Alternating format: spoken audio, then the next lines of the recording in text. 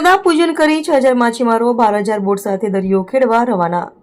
ભરૂચ જિલ્લાના ભાડભૂત ખાતે દેવપોઢી 11ના પવિત્ર દિવસે માછીમાર સમાજ દ્વારા નર્મદા નદીનું પૂજન અર્ચન કરીને હિલ્સા માછીમારીની નવી સિઝનનો વિધિવત પ્રારંભ કરવામાં આવ્યો છે।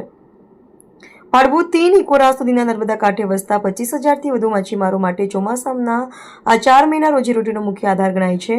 આ વર્ષે ઉત્સાહભેર પૂજા કરીને 6000 જેટલા માછીમારો 1200 બોટ સાથે દરિયો ખેડવા રવાના થતા સમગ્ર વિસ્તારમાં ઉત્સવનો માહોલ જોવા મળ્યો હતો।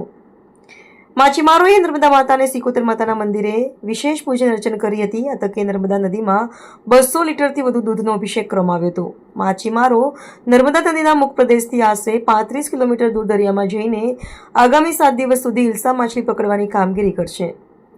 હિલ્સા માછલી મૂળભૂત રીતે દરિયાઈ જીવ છે, પરંતુ તેનું પ્રજનન ચક્ર અલગ પ્રકારનું હોય છે। તે દર વર્ષે જૂનથી ઓગસ્ટ મહિના દરમિયાન ઈંડા મૂકવા માટે સમુદ્રમાંથી નર્મદા નદીના મીઠા અને સ્વચ્છ પાણી તરફ સ્થળાંતર કરે છે। આ સમયગાળા દરમિયાન મોટા પ્રમાણમાં હિલ્સા માછલીઓની આવક થતી હોવાથી ભરૂચના સ્થાનિક માછીમારોને આખા વર્ષની આજીવિકા મેળવવાનો સંપૂર્ણ અવસર મળે છે। ભાડભૂતના માછીમારો દ્વારા પકડવામાં આવતી હિલ્સા માછલીની બજારમાં ભારે માંગ રહે છે। સ્થાનિક વેપારીઓ માછીમારો પાસેથી આ માછલી ખરીદીને મુંબઈ જેવા મોટા શહેરોમાં મોકલે છે, જ્યાંથી તેની અન્ય દેશોમાં નિકાસ કરવામાં આવે છે। આ ખાસ સિઝન નિકાસ કરવામાં આવે છે। આ ખાસ સિઝન દરમિયાન હિલ્સાની ખરીદી માટે ભરૂચ ઉપરાંત સુરત, મુંબઈ અને કોલકાતા જેવા દૂર દૂરના શહેરોથી પણ વેપારીઓ ભાડભૂત ખાતે પહોંચે છે। રિપોર્ટર રવિ સૈયદ, ભાડભૂત। આજરોજ દેવશયની એકાદશી સમગ્ર માછીમાર સમાજ આ દિવસે પોતાની રોજીરોટી માટે માં નર્મદાને દૂધાભિષેક કરી, ચુંદડી અર્પણ કરી અને ફૂલથી માં નર્મદાનો અભિષેક કરી અને પોતાના ધંધાની શરૂઆત કરવા જઈ રહ્યો છે।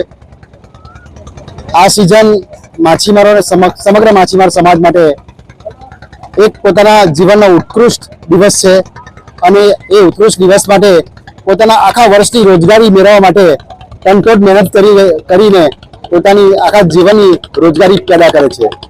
આ તબક્કે આ નર્મદા નદીની અંદર આજરોજ કલેક્ટર ઓફિસ તરફથી પણ પૂરના પાણીને લીધે પરમિશન મળી નથી, છતાં પણ માછીમાર લોકો અત્યાર સુધી સ્ટેન્ડ બાય કરીને હવે જો વાતાવરણ સારું હશે તો ફિશિંગ કરવા માટે નીકળી જશે।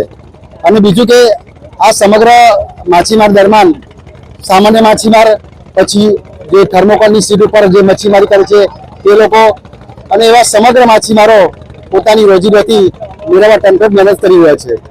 બીજું કે આ નર્મદામાં વર્ષોથી સારા પ્રમાણમાં માછલી ઉત્પાદન થાય છે, પણ બેરેજ બનવાથી થોડી ઘણી પ્રોબ્લેમ ઉભો થવાની શક્યતા રહેલી છે।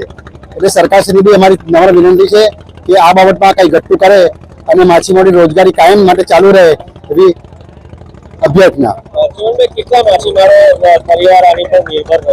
આશરે આ પટ્ટી પર 20000 માછીમારો પોતાની રોજીરોટી મેળવે છે અને ખાલી ફક્ત ભાડભૂત અને વેજલપુર ભરૂચ જ નહીં, સમગ્ર નર્મદાના બંને કિનારા પર પૂર્વ અને પશ્ચિમ અને ઉત્તર અને દક્ષિણ કિનારા પર બધા જ માછીમારો, આદિવાસીઓ અને કોળી પટેલો પણ આ બિઝનેસ કરી રહ્યા છે।